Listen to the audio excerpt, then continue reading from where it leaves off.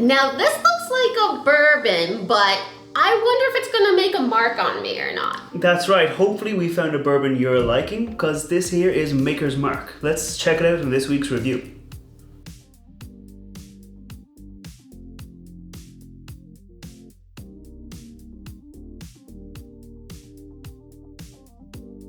Welcome back to the channel. I'm Matt and I'm the Whiskey Nerd. I'm Rose and I'm the Whiskey Noob. And like we said, this week we're looking at Maker's Mark bourbon. So let me get into the glass and I'll tell you a little bit more about it. But first, can we talk about the red stuff? Is it like a candle or something? Yeah, it's a wax. So Maker's Mark is still like what they call a small batch bourbon. Now, I think small batch for them is like 10,000 gallons. Oh my god. So very large by maybe a small Irish distillery standards, but small batch is like the American kind of idea. Yeah. And so it's made in small batches and they still hand dunk each of the bottle taps into wax, and then you get this. There's sometimes... Who is hand dunking that? A lot of staff. I'll see if I can put a picture up there of like the staff actually dunking them. And I think there's a bit of sometimes a competition to see if you can find the one with the biggest or the best kind of wax, because sometimes they'll dunk a little too far. I think they're nicknamed dunkers, where they have just basically the entire thing is coated in wax. I want to be senior dunker. Senior dunker, yeah. So it is.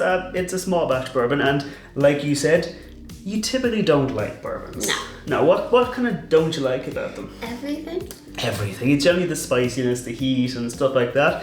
And I was gonna have you try something like Four Roses, which is quite sweet, or maybe Angel's Envy, which is a finished bourbon. Yeah. But someone suggested Maker's Mark. Oh, really? And I'm thinking Maker's Mark might be good, because unlike a lot of bourbons that have rye in the mash bill, rye can be a bit spicy, a bit kind of licoricey and earthy. Yeah. This doesn't have any rye. Instead, it uses wheat. Okay. So it uses 70% corn in the mash bill, 16% wheat, and 14% malted barley. Okay. So 16% wheat's quite a lot. Okay. I think it's what people call like a wheated bourbon. Oh. So instead of having those spicy rye, the kind of earthy notes, Yeah. you're gonna get more kind of sweet notes, herbal, maybe a little bit, Alright. but maybe like kind of like cake or bread dough, those kind of notes. Maybe I'll like it So then. hopefully it won't be as spicy. It does come in at 45% ABV. Very close to my 46. Yeah, 90 proof is a good kind of bourbon weight.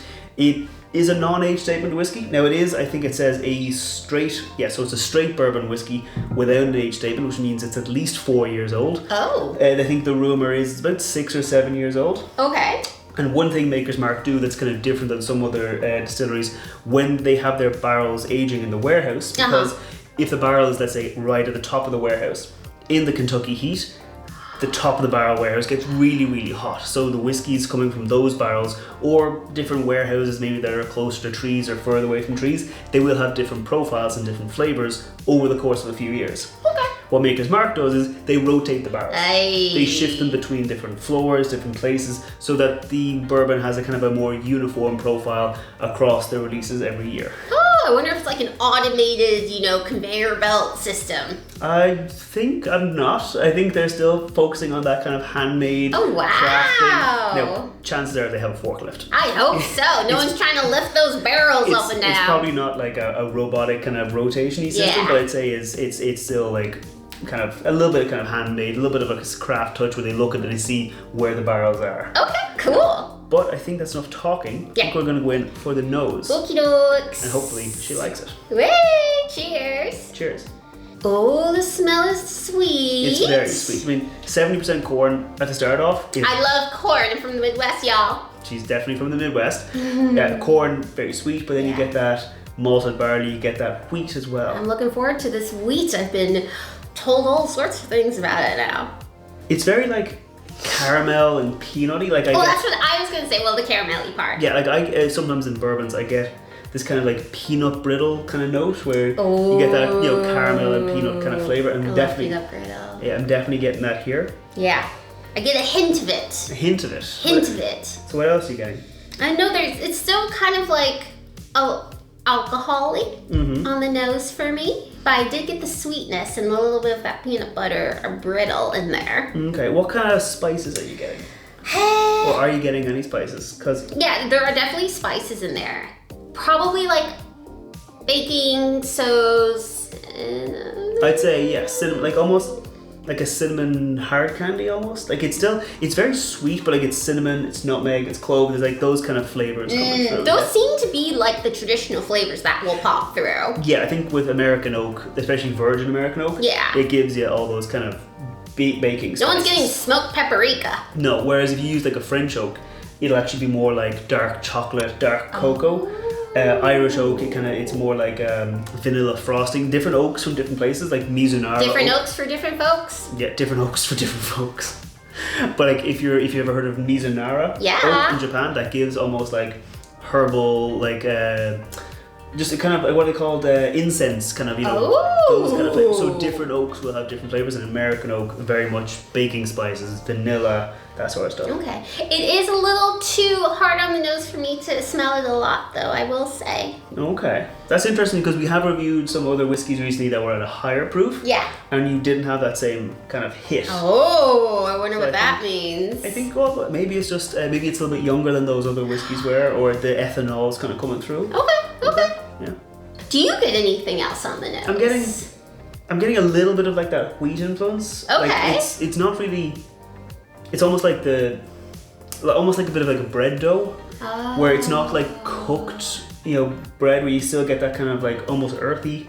Okay. That a little bit of that. Maybe it'll be more evident on the palate, but definitely on the nose, there's a little bit of a wheat influence there. Okay. But it's also much less spicy, much less earthy than those whiskies that have rye in them. Okay. Yeah. So I think we're gonna go for the palate. Cheers. Cheers. Much spicier. Much more like oaky, vanilla, heavy, like that kind of, like that oak influence is much more apparent here. Okay, I'm getting, this is probably the first one I've had that I haven't disliked immediately. I'm almost getting like, I almost got a little bit of mint there. Mint? Almost like a little, I'm gonna go in for another sip, but like almost like a little bit of mint, a little flavor, like something herbally there that I haven't normally gotten. Okay. So I'm gonna go in again for a second sip. Okay. I got sweetness, like more like that initial sniff of the nose, that caramelly sweetness, and then I got those baking spices again. Yeah, baking spices. A little bit of orange as well I'm getting.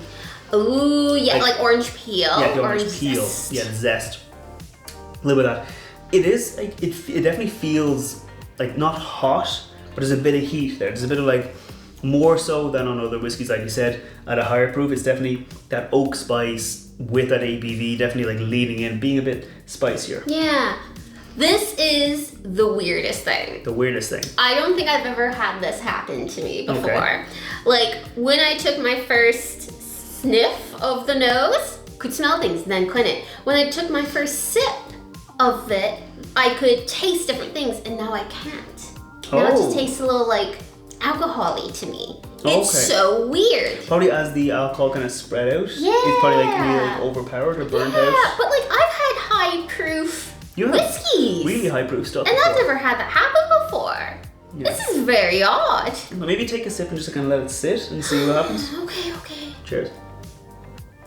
Any thoughts? It gets, when I let it sit, I get more of like the spices in there, but it's like amped up. Yeah. Like almost like I put too much spice into an apple pie or something. I could see that. Yeah, there's almost like a gingery heat. Yeah. That kind of like ginger isn't like if you use a little bit of it, it's nice and sweet, but if you use too much of it, it can be almost hot. It's hot. Hot, yeah. Speaking of the wheat influence, getting a little bit of that grain influence again. It's not overpowering, it's not very strong. Maybe if you add more wheat than the 16%, it might be more, but it's definitely, there's a little bit of that grainy influence than maybe I'd get on other bourbons. Okay, like this is definitely, I don't want to use the word tolerable bourbon that I've had. Tolerable bourbon. But it is. And the other one's like, I was just like, I don't want this again. But this, I'm like, maybe this could be a better sort of gateway bourbon. A gateway bourbon. Yeah. Okay. Well, I think this is definitely a very common bourbon. You'll find this everywhere. Like it is sort of a small batch bourbon, but it's definitely like mass produced. It's definitely like, you know, your small batch and another distillery's small batch might be very different things. It's not a protected term. But I think we'll go in again for another sip. Talk with the finish. Okay. For me, it's not the thickest, it's not the heaviest finish. Ah, yeah, but we'll see how it goes. Cheers. Okay, so for me, on the finish, like I said, it does fade pretty quick. It's kind of light. It's like the mouthfeel on some whiskeys, like it's thick, it's creamy, it spreads out. This is almost a little thinner. Yeah, it kind of goes quickly. Like I don't feel necessarily like the warmth or anything that I would expect. It just kind of like goes away. Like I'm getting, as I'm breathing, as I'm talking, getting a little bit of like that peanut brittle note from the nose again, but not in a big way. Much. It's just kind of a ghost to a whiskey. It definitely falls pretty quickly. Yeah. But is that a good thing? Because I don't know. Some whiskeys, some bourbons, especially you've tried, they've lingered on maybe a little too long. A little too long. So maybe that's a good thing. And maybe it's a good thing. Yeah. So I think that's probably like all there is to say about the whiskey. I mean, we put out whiskey reviews on Wednesdays. We put out cocktail recipes on Fridays. But what's most important is, Rose, final verdict. This is a bourbon. Yes. Do you like it? Kind of. That's getting better. It is getting better. If you have any ideas of what bourbon Rose to try next, like I said, we've got Elijah Craig, Angel's Envy, we've got Maker's Mark, we've got Four Roses, we've got a bunch of other bourbons. Yeah. But this is the closest. Yes, that come to liking a bourbon. Yeah, you come to liking, but you don't fully like. Give me that Irish whiskey. So like I said, we put out whiskey reviews on Wednesdays, and if there's a bourbon you think Rose should review next, let us know down below. But in the meantime, well, I'm going to keep on enjoying this. I think we're going to get you another whiskey to try. That's okay. We'll see you next time. Bye-bye. Sláinte.